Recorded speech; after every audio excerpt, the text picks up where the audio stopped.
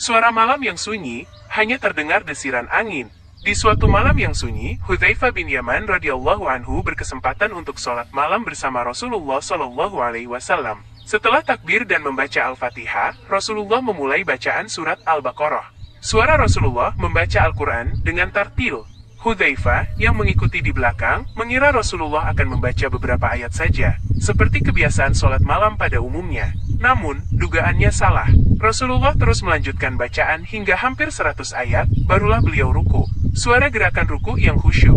Setelah bangkit dari ruku, Rasulullah kembali melanjutkan bacaan Al-Baqarah. Hudzaifah kembali mengira Rasulullah akan segera ruku, tetapi Rasulullah terus membaca hingga selesai surat Al-Baqarah yang panjang.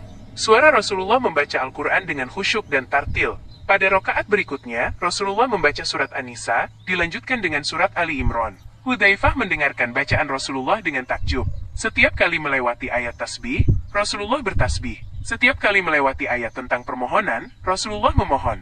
Setiap kali melewati ayat perlindungan, Rasulullah memohon perlindungan. Suara Rasulullah bertasbih, memohon, dan meminta perlindungan.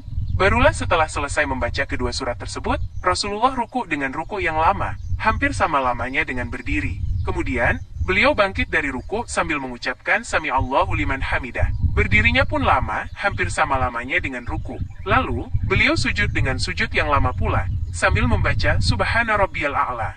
Suara gerakan ruku, sujud, dan bacaan tasbih. Hudzaifah menyaksikan sholat malam Rasulullah yang sangat panjang dan khusyuk. Beliau menyadari betapa Rasulullah sangat menikmati sholatnya, seolah-olah beliau sedang berkomunikasi langsung dengan Allah Subhanahu wa Ta'ala. Suara hati Hudzaifah yang berdecak kagum.